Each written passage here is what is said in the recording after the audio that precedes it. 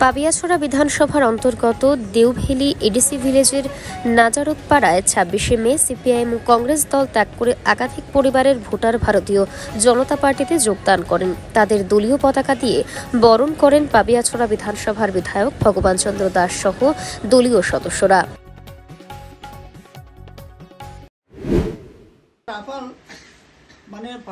এটার হিসাব চাইতেছে রাহুল গান্ধী, কংগ্রেস।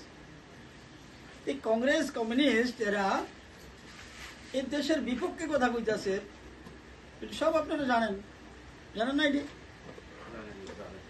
সব জানে, সবাই জানে। এটি ছত্তিশগড়ে নকশালবাদী মারছে, নকশাল উগ্রবাদী।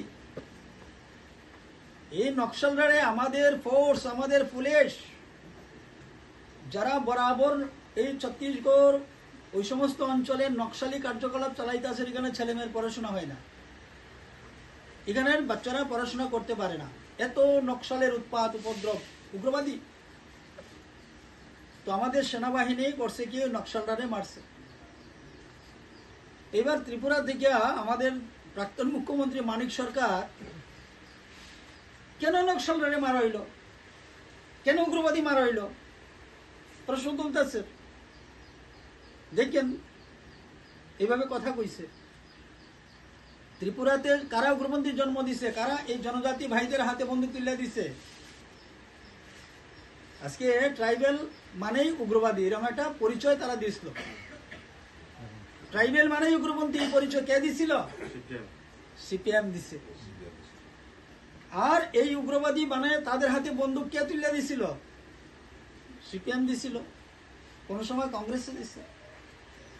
তো এদের উদ্দেশ্য হচ্ছে যে ভারতবর্ষের মধ্যে বিভিন্ন জায়গাতে যত পারো বেশি সন্ত্রাস চালাও, উগ্রবাদী কার্যকলাপ চালাও, প্রয়োজনে রসদ লাগে রসদ দিমু, অর্থের প্রয়োজন হয় অর্থ দিমু, আপনাদের অধিকার, আপনাদের অর্থ উগ্রবাদীর তলে গেছে, বন্দুক কিনতে টাকা দিছে, বিভিন্নভাবে সহায়তা করছে। যে টাকা দিয়ে রাস্তা তৈরি হইতে আসছিল, ওই টাকা দিয়ে উগ্রবাদ তৈরি করা হয়েছে। যে টাকা দিয়ে আপনার এখানে একটা সুপারি বাগান তৈরি হওয়ার কথা ছিল, এটা দিয়ে উগ্রবাদের হাতিয়ার কেনা হয়েছে। যে টাকা দিয়ে আপনার এই এলাকার পানীয় জলের ব্যবস্থা হওয়ার কথা ছিল, ওই টাকা দিয়ে উগ্রবাদী সহযোগিতা করা হয়েছে। আজকে এটা দিনের আলোর মতো পরিষ্কার, দিনের আলোর মতো পরিষ্কার। যখন নকশালবাদ খতম করছে, নকশালবাদরে যখন মারছে আমাদের ফৌজিরা, আমাদের বীর সৈনিকরা, পরাক্রমী সৈনিকরা, আর ত্রিপুরার মাটিতে দাঁড়াইয়া এই রাজ্যের 20 বছরের মুখ্যমন্ত্রী কইতাছে এটা অন্যায় হয়েছে, এটা মানছি না, এটা গুরুতর অন্যায় হয়েছে। এবার বুঝেন কার হাতে আমরা দিয়ে রাখছিলাম এতটা বৎসর ক্ষমতা, কার হাতে আমরা আমাদের সুখ দুঃখ বোধ বার্ধক্য সবকিছু দিয়ে রাখছিলাম? একজন উগ্রবাদীর মদতদাতার হাতে দিয়ে রাখছিলাম। এটা অস্বীকার করার মতো কিছু না, এটা অস্বীকার কেউ করতে পারতো না। নিজের মুখে কইতেছে তারাই, আজকে থেকে 2-3 দিন আগে কইছে এই কথা। নকশালবাদের কি অন্যায় আসছিল, কেন তারা মারা হয়েছে?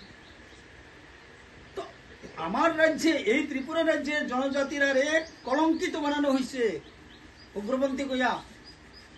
আর এই ত্রিপুরা রাজ্যের লাখ লাখ জনজাতি কষ্ট পাইছে, তখন লক্ষ লক্ষ জনজাতি কষ্ট পাইছে। কারণটা কি ছিল?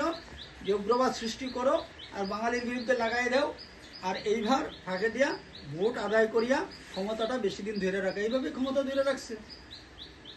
ভোটে ক্ষমতায় আসছে না, ভোটে ক্ষমতায় আসছিল না, ভুলেটে ক্ষমতায় আসছিল।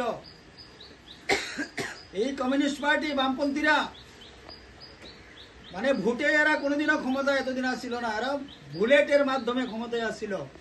আজকে প্রমাণ হয়ে গেছে পাকিস্তানের পক্ষে কথা কোয়াতে, সন্ত্রাসবাদের পক্ষে কথা কোয়াতে, আজকে নকশালবাদের পক্ষে কথা কোয়াতে, এটা সারা দেশের মানুষের কাছে, বিশ্বের কাছে এটা প্রমাণিত হয়ে গেছে যে আসল উগ্রপন্থী ভারতবর্ষের মধ্যে কারা, আসল উগ্রবাদ কারা, আসল সন্ত্রাসী কারা।